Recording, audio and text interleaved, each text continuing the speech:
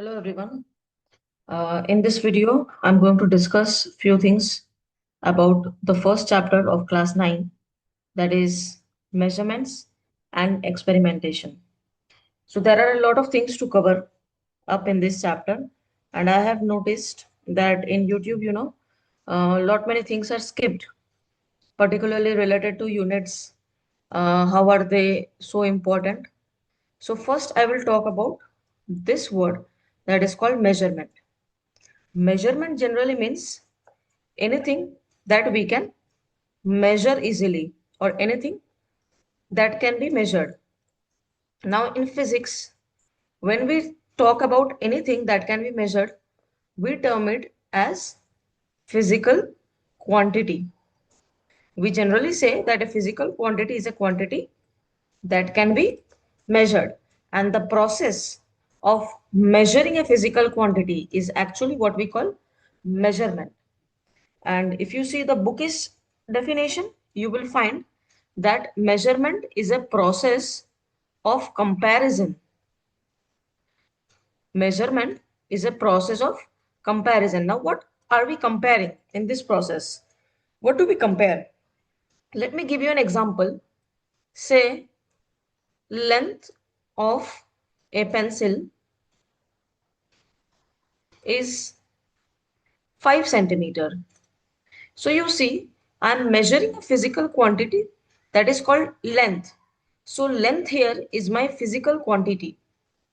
And what is the length? It is 5 centimeter. So 5 centimeter, 5 is called the number or numerical value or something what we call as magnitude. And what is this? This is the second part, which is what we call as unit. Now, overall, if we see 5 centimeter, how are we getting 5 centimeter? 5 into 1 centimeter. That means how many times is this unit in this length or in this quantity? It is 5 times. So the entire process of comparison of a physical quantity with a known quantity of same nature. Same nature means if I'm comparing length, if I'm talking about length, it has to be centimeter or meter depending upon what I'm calculating. If I'm comparing say mass, then obviously I'm going to use the unit say kg or gram. So it is very important that we always compare any physical quantity with a known quantity of same nature. Obviously, I cannot write that length of a pencil is 5 kg. Can I write? No, because this is not wrong. I cannot measure length using kilogram.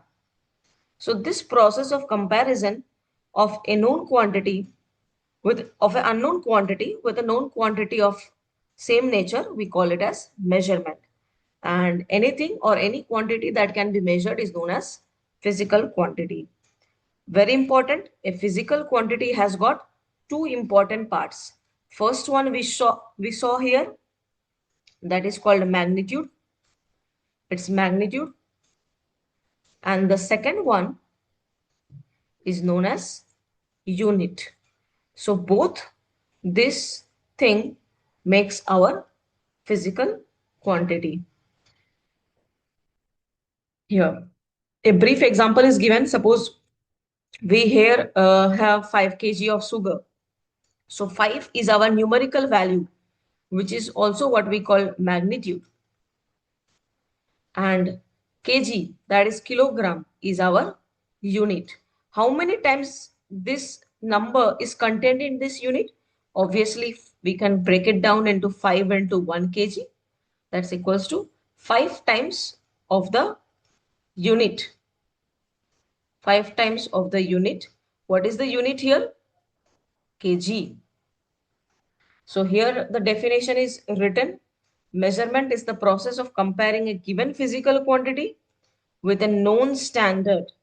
And to express any measurement, we know both the unit and how many times that unit is contained in the quantity. So here, like the sugar is contained 5 times, or it is 5 times the unit, that is 1 kg. Now, how do we break down or how do we define a perfect unit? Any unit that we are talking about in physics, it should be always be of convenient size. Convenient size means, obviously, convenience means our convenient, what is suitable for us, but depends on what we are using. Suppose I want to find out again the length of a pencil or the length of an eraser. So I'm not going to use any size, say, um, any size, a bigger size, say kilometer. Obviously not, right? Even I don't need meter also to define the length of a pencil. So I'm going to use the unit centimeter. So it is really said that a unit should be having a convenient size. That means we should be using any particular proper scale of measurement for whatever is needed for conducting that experiment. If I'm talking about a pencil, obviously we only need a meter ruler or a centimeter scale. Meter ruler, in fact, is even not even needed. Second point, you will find this in the book, that unit should not be having ambiguity. That is, it should be unambiguous. That means it should be possible to define unit with absolute universal clarity. In one word, there should be no confusion. No confusion should be there while we are talking about any particular unit. Third, we have that unit should be reproducible. That means it can be easily converted into different forms. It can be accurately and easily replicated. That means it can be easily converted into different forms. Suppose I'm talking about the length of a room is say 10 meter. So obviously I can convert 10 meter into centimeter very easily. How come? 1 meter is 100 centimeter. So 10 meter means 10 into 100 centimeters. So I can redefine the statement by converting the unit. Fourth point, and unit should be immutable. That is, the value must never change with space or time. You will not find this word in the book, but it means the same, that if the value or the unit should never change with space or time.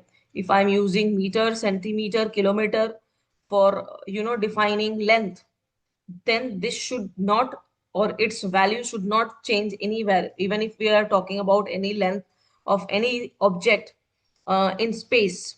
Then whatever units of length we are using on earth should be applicable on space as well. So with space or time, with locations, the values of unit, the should never change. It should remain absolutely constant. So this is how we define a perfect unit.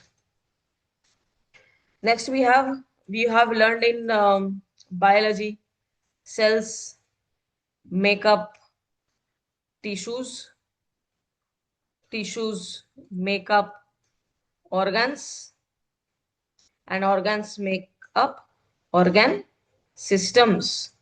So we generally say that cell is the structural and functional unit of life. But how is it related to physics? Obviously, we don't have anything related to cells. In physics, cells is related to chapter of electricity. So here we have also fundamental units in physics. If I compare that, cell is the structural and functional unit of life. So we have, for defining measurement, for defining physical quantities, we have got some basic or fundamental units. Three basic or fundamental units which you have already learned in class 7 are length, mass, time. Actually, you have learned four in class 7. That is length, mass, time, and temperature. But in this chapter, you are going to learn three more. That is total of 7 basic units. Now, what are those 7 basic units? We'll discuss slight later. But first, we should know why are they called fundamental or basic.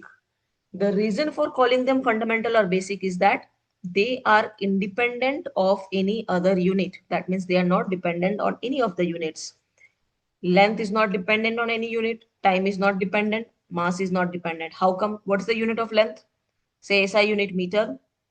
Time has second and mass is kg. So all these units, and even if we talk about the physical quantity, now when I'm asking you the physical quantity is mass, physical quantity is length, physical quantity is time. Then what are these? Meter, second, kg. These are all units. If I talk about the temperature, Temperature is a physical quantity and its SI unit is Kelvin. So all these units are independent of any other unit, independent of even other units of any other quantities. So henceforth they are called as fundamental or basic unit. Now there is another category of unit that we call as derived. Derived means produced from somewhere, or it is actually dependent units. So they are completely dependent on some of the fundamental units. Now let me give you the best example. We know volume. Volume means what? What is the SI unit of volume? Its SI unit is cubic meter, which I can also break down as 1 meter into 1 meter into 1 meter. Now what is the meter? This is the unit of length. This is unit of length. So I can say that the unit of volume, that unit of volume is actually dependent. It is actually dependent on the unit of length. So henceforth, quantities like volume, area, density, force, pressure, and there are so many other quantities which are actually dependent on fundamental units, which are actually dependent on fundamental units. So those type of units are actually known as derived units. Now, if I ask you the example of derived unit, you cannot tell me that volume is the answer. No. Area is the answer. No. These are all actually derived quantities. These are all actually derived quantities. Then what are derived units? The units of these quantities are derived units. What's the unit of area? I can say square meter.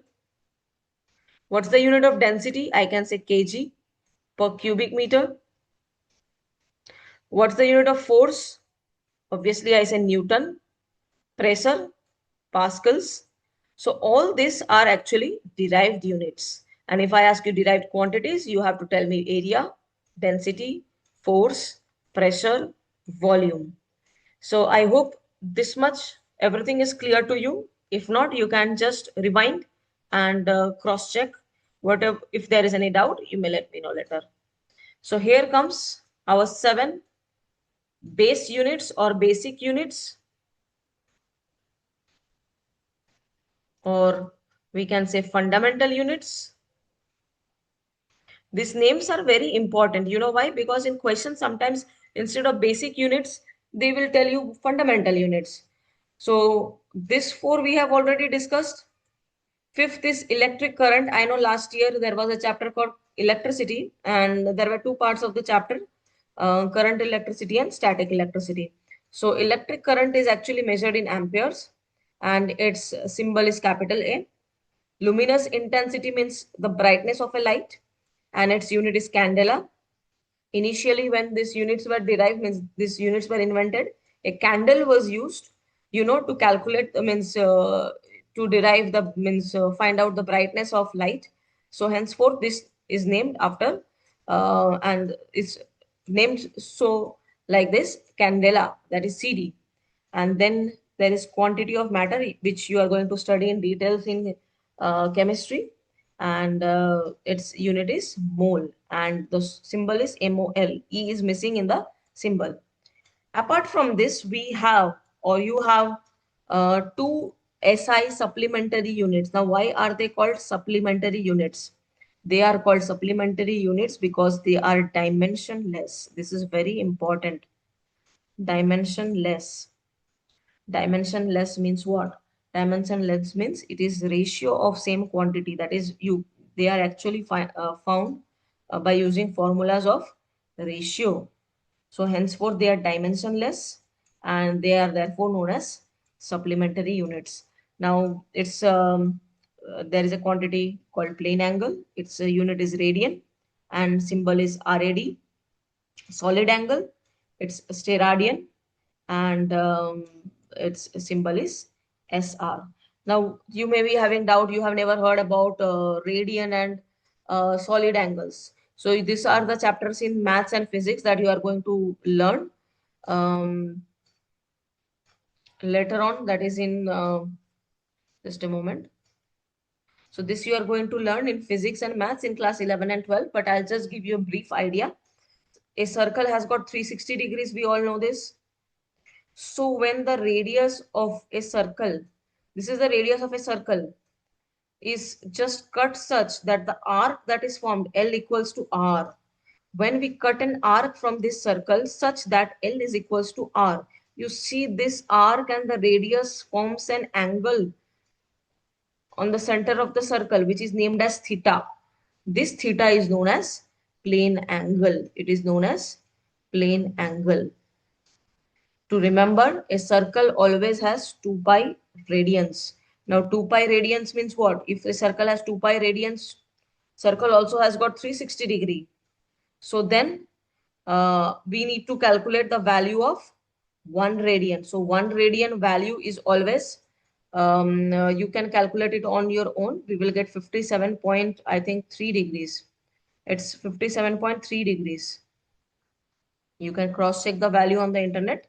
And one mistake that you will find here and we need to be careful regarding that. Please check RAD. If I show you the previous slide, it's RAD. So when we are writing the units, no, we should always be careful regarding the symbol of the units. We are not supposed to use any cursive letter. I cannot write RAD. This is wrong. As per the council, we should always be very careful in writing the symbols as well. If it is capital K, it should be capital K. If it is small k, it should be small k. And if S is written like that, we cannot use S as this symbol. So this is completely wrong as per the rules that we are going to discuss in the latter part of this chapter. So 1 RAD, that is 1 radian, is equals to approx like 57.3 degree. 57.3 degree. Okay, so the ratio, that is the angles attended by the circle by this arc length that is equals to its radius is known as plane angle, and its formula is theta, that is the plane angle, equals to L by R. Similarly, now this, when we are talking about the circle, this is a 2D object. This is a 2D object.